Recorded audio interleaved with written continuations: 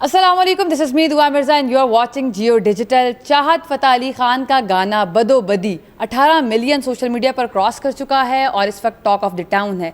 Music video में नज़र आने वाली वजदान का ताल्लुक लाहौर से है, जो इस वक्त हमारे स्टूडियो में हमारे साथ मौजूद हैं और इन्होंने चाहत फ़तेह अली ख़ान को ब्लॉक भी कर दिया है। फिर बहुत सारी बातें भी सोशल मीडिया पर कहती हुई नज़र आती हैं।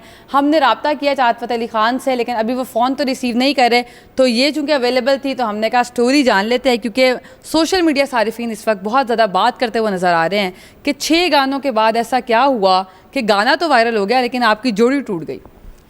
अस्सलाम वालेकुम।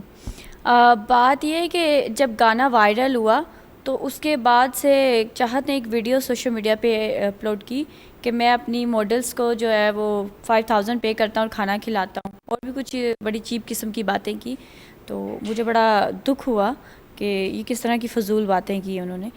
तो फिर मैंने उन्हें बताया, मैंने वीडियो बनाई और उसमें बताया कि 4 गाने तो मैंने आपको वीडियो तब सेंड की थी जब आप लंदन में थे, तो उनका तो खाना नहीं खिलाया, प्लीज़ उसका खाना खिला दें रिक्वेस्ट की थी मैंने उनसे। और 5वें गाना जब मेरे दिल दी टल्ली, जब वो पाकिस्तान में पहला उनका सॉन्ग था, तब वो मेरी ही तरफ थे, उसका खाना भी उन्होंने मुझे नहीं खिलाया। आपकी तरफ तो आपके कोई रिश्तेदार हैं? रिश्तेदार नहीं है, समझ लें कि बुज़ुर्ग हैं हमारे। तो हम बहुत ज़्यादा उनकी इज़्ज़त करती हूँ मैं, मेरी फैमिली, मेरे दोस्त वगैरह सब, हम सब बहुत उनकी इज़्ज़त करते हैं। तो वो जब आए तो उन्हें बहुत ज़्यादा रिस्पेक्ट दी, उन्हें रिसीव किया, वो हमारी तरफ रहे, उन्हें जितनी भी हमारी सपोर्ट की ज़रूरत थी हमने उन्हें उतना सपोर्ट किया। तो बदोबदी हुआ है, रोज़ों में जो था वो हुआ है, इसका शूट हुआ है, तो उन्होंने बुलाया और रोज़ा अफ्तार करने के बाद हमने जब ये किया तो हमें थोड़ी जल्दी थी, हमने जाना था, खाना नहीं खा सके थे। तो चाहत साहब ने 4000 रुपये मुझे दिए गाने के और 1000 रुपये दिया खाने का कि ये खाना खा लीजिएगा। तो ये वो इस बात का डंडोरा पीट रहे थे, तो मैंने फिर सबको सच्चाई बताई कि ये सच्चाई है। तो चाहत साहब को फिर बुरा लगा, कहते हैं आप इंटरव्यूज़ में क्या कहती फिर रही हैं ना। तो फिर मैंने उन्हें बताया, मैंने कहा आपने बहुत चीप बात की है। इन्होंने मैसेज भेजा कि आप बहुत गलत हरकत की आपने, ये आप किस तरह की बातें कर रहे हैं ना। तो उस पे उन्होंने मुझे सॉरी भी बोला, ठीक है, लेकिन उसके बाद भी वो बाज नहीं आए हैं। आसिफ जट की पॉडकास्ट में भी वो फजूल बातें करते हुए नज़र आए हैं। बकौल उनके मैं 37 की हूँ और वो एज में? यस 37 की। ख़वातीन से तो वैसे ही नहीं पूछते, आज तक रीमा भी 16 साल की। तो मैं तो 12 की हूँ वैसे भी, लेकिन उन्होंने मुझे 37 की बना दिया और ख़ुद माशाल्लाह से वो 27 साल के अल्लड़ खूबसूरत यंग बॉय हैं। तो इस तरह की वो अजीब अजीब बातें कर रहे हैं। तो मेरे दोस्तों ने कहा कि तुम उनसे क्या उम्मीद रखती हो कि वो किस तरह की बात करेंगे, तो तुम दिल छोटा मत करो, तुमने रिस्पेक्ट की, उनको सपोर्ट किया और सॉन्ग में भी जो बेस्ट कर सकती थी तुमने किया, तुम ईजी रहो। अच्छा, हम म्यूज़िक वीडियो जब देखते हैं पाकिस्तान में, जो यूट्यूबर्स भी बनाते हैं, तो वो एक ऑर्गेनाइज्ड होती है, लेकिन आपकी जो म्यूज़िक वीडियो उनके साथ है वो बड़ी रैंडम है। ऐसा लग रहा है जैसे एक टिकटॉक बन रहा था और फिर it ended up with a video. तो कोई तैयारी की थी या ऐसे ही रैंडम बना ली? क्या वाक़या क्या है? गाना किसने लिखा? गाना तो मैंने नहीं लिखा, मेरा कोई ताल्लुक़ नहीं है प्लीज़। हाँ, जो शूट हुआ था, शूट भी बड़ा मज़े का होता है, वो इस तरह का कोई नहीं है कि एक शॉट ले रहे हैं, इधर देख रहे हैं या उधर, इस तरह कुछ भी नहीं होता।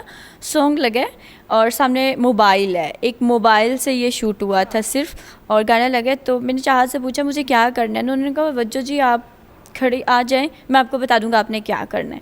और तो दरमियान में वो ये भी कह देते हैं वज्जो जी थोड़ा सा हिले, मुझे चूँकि डांस नहीं आता, तो वो कुछ उन्होंने कहा था प्लीज़ थोड़ा सा हिल लें, तो फिर जितना मुझसे हिला गया था मैं कैमरे के सामने हिल रही थी। कोई क्रिटिसिज्म हुआ फैमिली की तरफ से, क्योंकि गाने के लिरिक्स भी ज़रा ज़ुमानी हैं और फिर जो डांस भी है वो ज़रा मुनासिब नहीं है इतना ज़्यादा?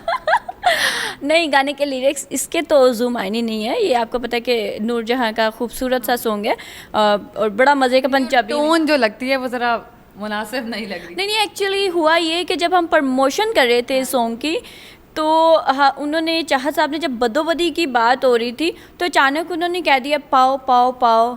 तो वो मेरी वीडियो जो थी ना वो एकदम मैंने मतलब क्या यार, नहीं किस तरह से, मतलब वक्त बदल गया, हालात बदल गए, जज्बात ही एकदम बदल गए मेरे कि यार ये क्या है। तो वो वीडियो काफ़ी वायरल गई थी, वो ज़ूम मायने में आता है, लेकिन उसी की बात कर रही थी, तो एथिकल जर्नलिज्म को फॉलो करते हुए खुद नहीं कह रही थी मैं। तो वो सॉन्ग था, वो ज़ुमायनी था, वो उसके साथ मेरा किसी किस्म का कोई ताल्लुक़ नहीं है। प्रमोशन के दौरान चाहत साहब ने वो कह दिया था और वो क्लिप किसी ने एडिट करके लगा दिया था। मेरी खुद की आईडी से भी वो काफ़ी मिलियंस पे गया, तकरीबन 25 मिलियन पे वो जा चुका है। और थैंक गॉड कि मैं उस गाने का हिस्सा नहीं बनी।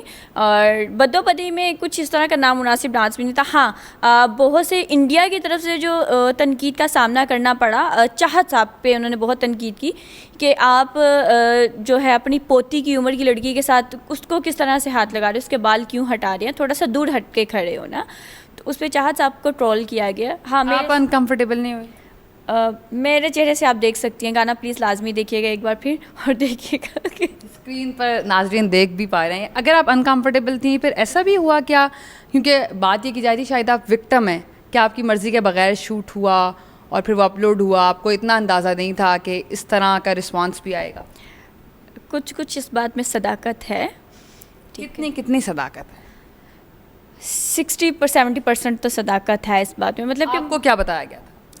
मतलब 2 से 3 बार सॉन्ग शूट हुआ था, ठीक है। उसमें था मुझे किस तरह के जो क्लिप जो हैं वो कट जाएंगे। चाह साहब चूँकि मेरे लिए एक बड़े हैं, बुज़ुर्गों की तरह, मैं उनकी बहुत रिस्पेक्ट करती हूँ, ठीक है। तो मुझे नहीं इस तरह का कोई फ़ील हुआ, लेकिन मुझे था कि जहाँ पे वो अगर मुझे हाथ लगा रहे हैं, मेरे बाल पीछे कर रहे हैं, तो वो कट हो जाएगा। लेकिन एडिटिंग के दौरान उन चीज़ों को प्रोमिनेंट किया गया है। आपका कंसेंट नहीं लिया गया एडिटिंग के दौरान? बिल्कुल भी नहीं। मुझे फाइनल कट भी नहीं देखा? बिल्कुल भी नहीं, मैंने देखा ही नहीं, कुछ भी नहीं देखा।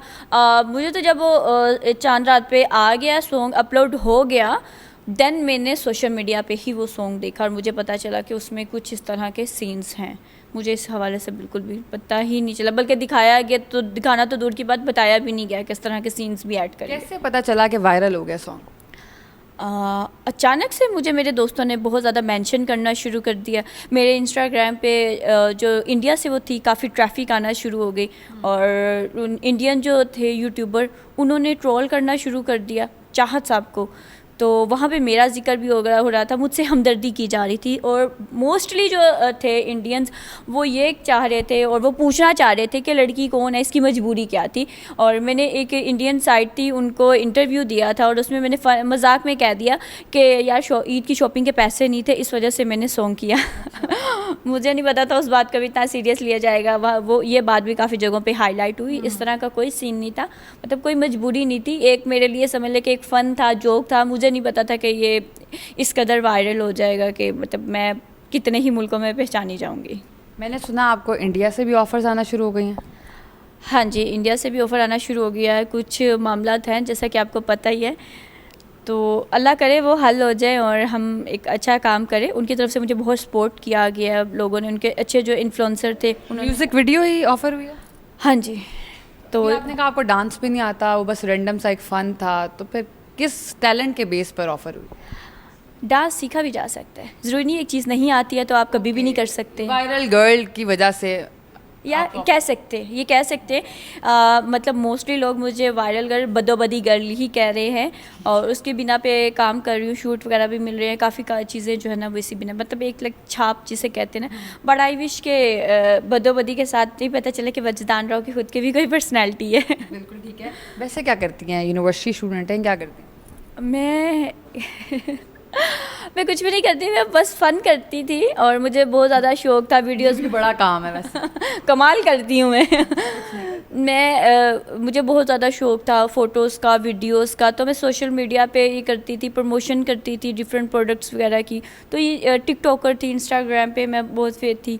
तो मुझे नहीं पता था कि मतलब अचानक इस तरह से इंटरव्यूज़ मेरे आते रहते थे काफ़ी यूट्यूब वगैरह पे, लेकिन इतना नहीं पता था कि एकदम से इतनी ज़्यादा मैं वायरल हो जाऊँगी। सारे लोग शायद ये जानना चाहते हैं कि चाहत फ़तेह अली ख़ान से आपकी मुलाकात कैसे हुई? हाँ, ये बड़ा मज़े का सवाल है और सब इसके बारे में जानना चाहते हैं। मैं मोस्टली अपने इंटरव्यूज़ में बता भी चुकी हूँ। हुआ ये कि मुझे नुसरत फ़तेह अली ख़ान बहुत ज़्यादा पसंद है, तो मैं अक्सर कैफ़े में जाती थी, तो जिस तरह नुसरत फ़तेह अली ख़ान की फ़ोटोज़ वगैरह होती थी तो मैं उसी तरह पोस्ट करके कैसे मतलब लाइक ऐसे होती थी तो मैं भी आगे ऐसे खड़े होकर फ़ोटो लेती थी और बड़ी खूबसूरत कैप्शन के साथ अपलोड करती थी। तो मेरे एक दोस्त ने कहा कि अब एक ऐसा सिंगर आ चुका है कि तुम नुसरत फ़तेह अली ख़ान को भूल जाओगी। मैं एकदम मतलब हैरान रह गई कि ये तो एक सदी तक तो मुमकिन नहीं है कि हम उस्ताद साहब को भूल सकें, वो तो हमारी रगों में हैं।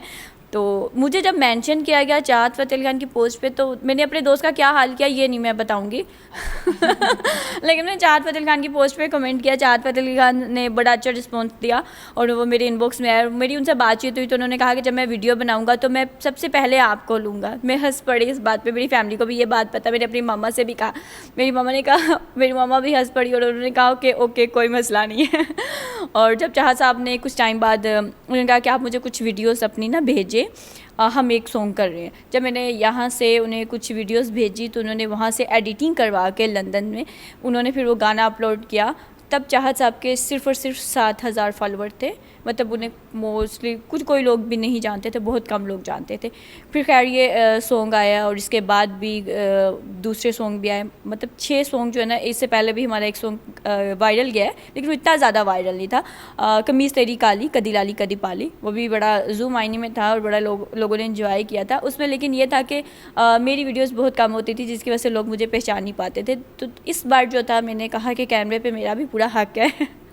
अच्छा, मतलब आप कहीं राज़ी भी थी और कहीं पर आप इनकारी भी थी? देखिए, ये नहीं है कि ज़बरदस्ती तो नहीं करवाया गया मुझसे शूट। ठीक है। शूट मैंने किया लेकिन जब फाइनल हुआ और जो सीन्स आए वो मुझे नहीं दिखाए गए। आपने कहा कि आपको दिखाए जाएं या ये डेफिनेटली इस तरह तो होता ही है ना कि जब गाना तैयार होके आया है, जो उसमें कौन सा कोई 10 लोग थे, मैं थी और चाहत थे, तो अगर चाहत साहब मुझे एक बार वो सॉन्ग दिखा लेते, मेरा नहीं ख्याल कि कोई हर्ज था। बिल्कुल ठीक है, बिल्कुल ठीक है। बस फिर इस तरह जो था उनसे बातचीत करते करते 1 2 3 4 5 ये हमारा मतलब छठा और आखिरी सॉन्ग था जो हमने कर लिया। मैंने सुना आपने ब्लॉक कर दिया, आप ये भी बता रही थी। हाँ, चाहत साहब की बातें जो थी ना वो कुछ मतलब जहाँ पे एक अच्छा वक्त गुजरा हो ना वहाँ पे चीप बातें जो थी ना वो ताल्लुकात ख़त्म कर देती हैं। तो फिर उनकी कुछ बातों की वजह से मुझे भी लगा कि बजाय कि मैं कुछ उनके लेवल पे जाऊँ, और मुझे लगा कि मुझे ब्लॉक कर देना चाहिए और फिर मैंने उन्हें ब्लॉक कर दिया। जैसे ये एतराज़ात वाले सीन्स की आप बात करिए, आपको बुरा लगा, फैमिली की तरफ से कोई अभी मसला हुआ, फ्रेंड्स की तरफ से, या रिश्तेदार हमारे यहाँ बहुत कमेंट करते हैं और उनका पूरा हक होता है कि वो बात करें? मेरी फैमिली की तरफ से नहीं, मेरी फैमिली बहुत अच्छी है, कोऑपरेटिव है। मेरी बहन स्पेशली मुझे बहुत सपोर्ट करती है, तो फैमिली की तरफ से मुझे कोई प्रॉब्लम नहीं हुई। रिश्तेदारों की तरफ से भी ऐसा कुछ भी नहीं था। उन्होंने भी जो है वो काफ़ी अच्छा मतलब उन्हें वो खुश हुए कि मैं वायरल हुई हूँ।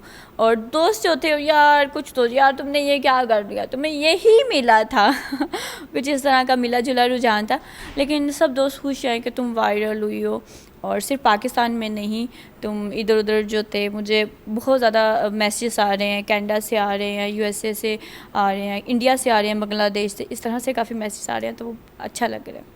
अभी अगर कोई ऑफ़र आती है पाकिस्तान से तो किस आर्टिस्ट के साथ काम करने की ख्वाहिश रखती हैं?